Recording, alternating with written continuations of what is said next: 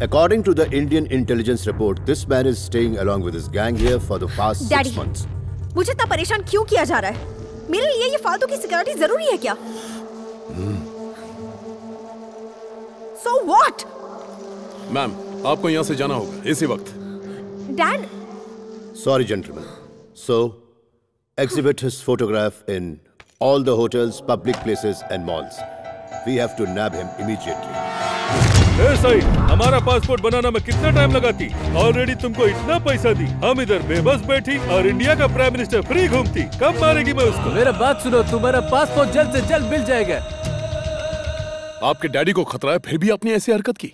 तो जाकर सिक्योरिटी उनको दो ना, मुझे नहीं। Leave me alone. टेररिस्ट आपको किडनैप करके आपके डैड को ब्लैकमेल कर सकते हैं। You have to follow the protocol. Hey, just shut up, okay? Sharmila, क्या तुमने यही तमीज सीखी है? इसे क्या समझती हो तुम? ये मेरा चीफ सिक्योरिटी ऑफिसर है। ओह, तो ये आपके लिए मुझसे ज्यादा इम्पोर्टेंट है। ऐसा नहीं है बेटी। आपको इसे प्यार से समझाना चाहिए। शर्मिला, मेरी जिंदगी का इकलौता सहारा हो तुम। बात को समझा करो। हर बार आप मुझे ही क्यों समझाते हैं daddy? Excuse me sir, flight का टाइम हो गया है। शर्मिला, मैं यूएस जा रहा हूँ। लौटने में 10 दिन लग जाएंगे। अपना ख्याल रखना। Okay daddy.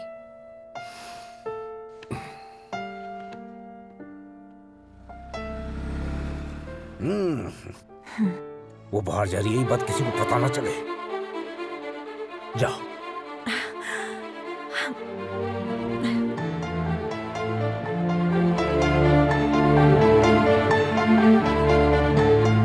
Ma'am, your coffee.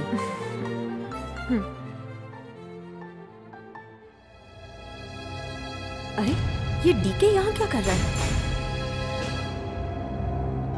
PM मरेगा ना, पिछली बार की तरह बच तो नहीं जाएगा? बिल्कुल नहीं बचेगा। हेलो, ठीक है हियर। पीएम किसी भी तरह इस बार बचना नहीं चाहिए। काम हो जाएगा। ये तो टेररिस्ट सईद है, जिसने इंडिया में बॉम्ब ब्लास्ट करवाया था। इस बार पीएम जरूर मरेगा। ठीक है, लेकिन तब तक यहाँ कोई लफड़ा नहीं होना चाहिए। ये तो इंडियन पीएम को मारना चाहते हैं। मुझे जल्दी से डैड को बताना होगा।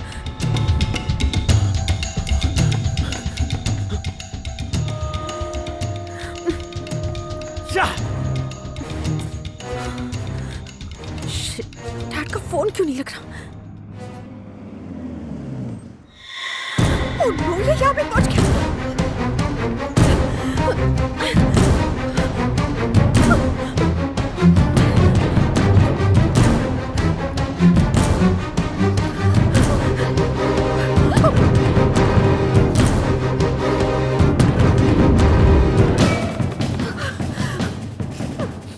Hello, excuse me. Any problem? Please, he's trying to kill me. Save me, please. Please.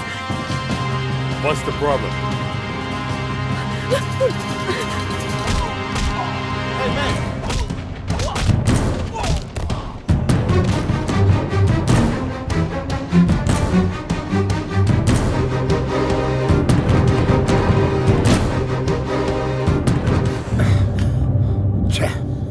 Nonsense. इतने लोग घर में थे, शर्मिला कहां चली गई कोई नहीं जानता। क्या कर रहे थे आप लोग? सर, शर्मिला के दोस्तों से इंक्वायरी की थी। वो कहते हैं कि उन्हें कुछ नहीं पता है, लेकिन उनके सच बोलने की गारंटी नहीं है। अगर आप कहें तो मैं लोकल पुलिस से बात कर सकता हूँ। एयरपोर्ट, रेलवे स्टेशन, सब जगह छानबीन हो जाएगी सर। नो, उसको आजादी चाहिए थी।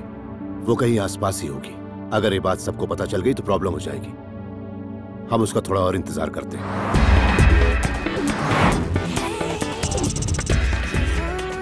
ए राम, सब ठीक है ना? पहुंच के कैसा लग रहा है? ऐसा लग रहा है मैं अभी भी उड़ रहा हूँ।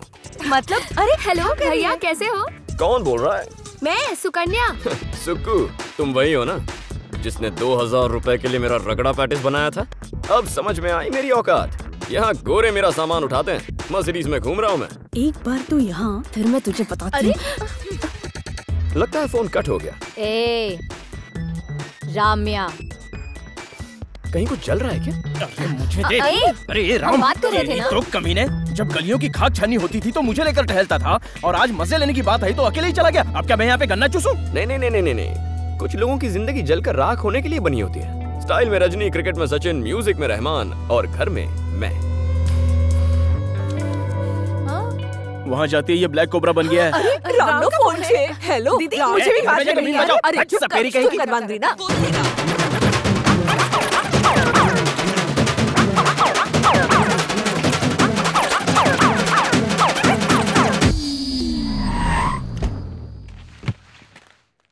अब देखो किस्मत मेरे पीछे कुत्ते की तरह घूमेगी।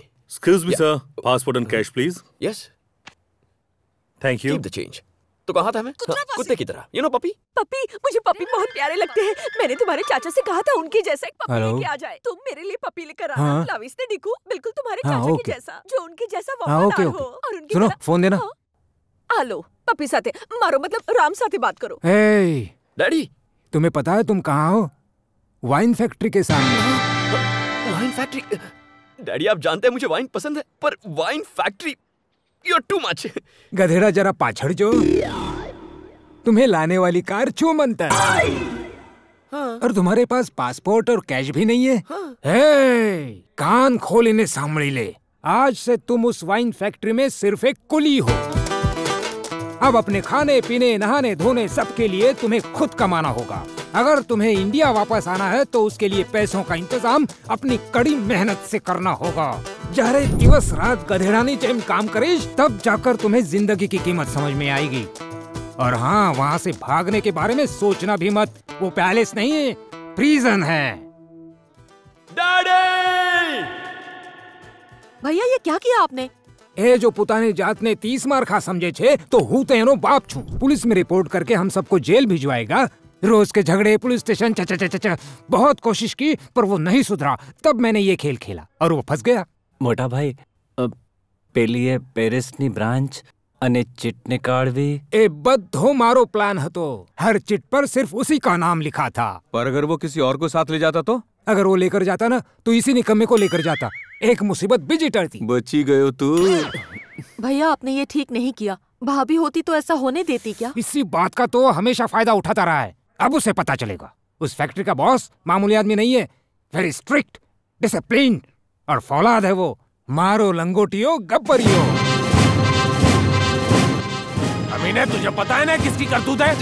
पता नहीं। अंगूर से रस निकालने को कहा था और 1 किलो अंगूर तू खुद खा गया।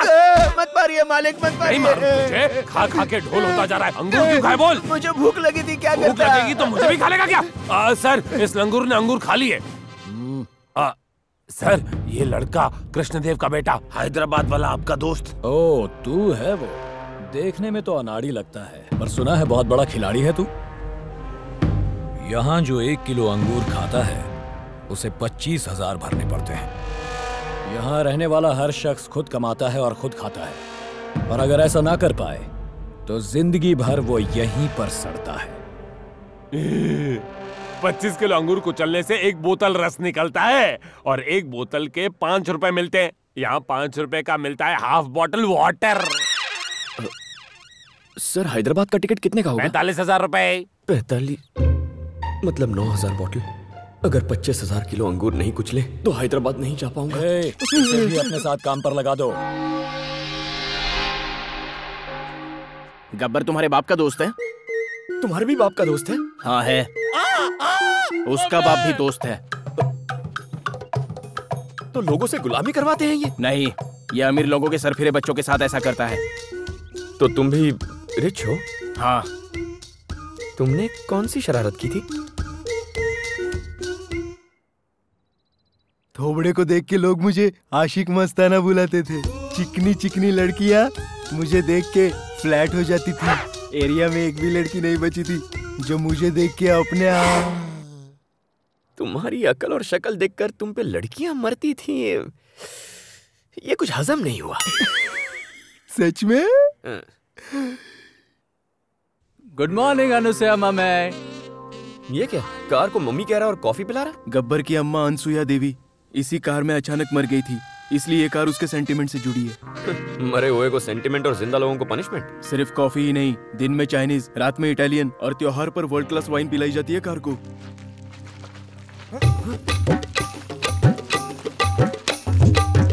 क्या रे पांडू, नया मुर्गा है क्या? लेके आ। आजा बेटा आजा, लग जा लाइन में। क्यों रे, देखने में तो रिच फैमिली का लगता है।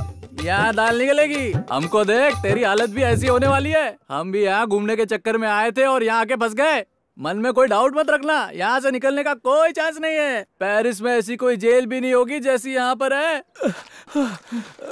ए, रुक क्यों गया? अगर 60 बाल्टी जूस नहीं निकाला तो खाना नहीं मिलेगा। चल जल्दी जल्दी पैर चला, वरना तेरे ऊपर पैर चलाऊंगा। सुनो, ये वाइन नहीं, मेरा खून है। Start music.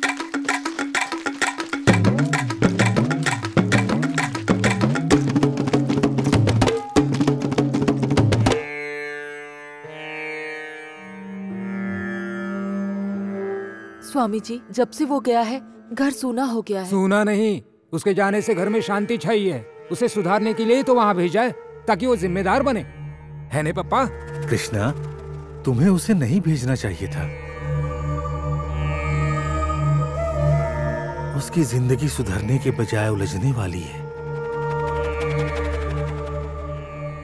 अंत में भला ही होगा।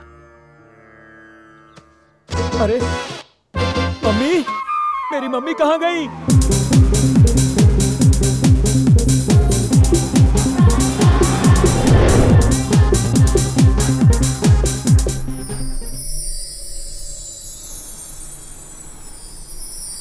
भागने के चक्कर में कहीं वहीं वापस तो नहीं आ गया?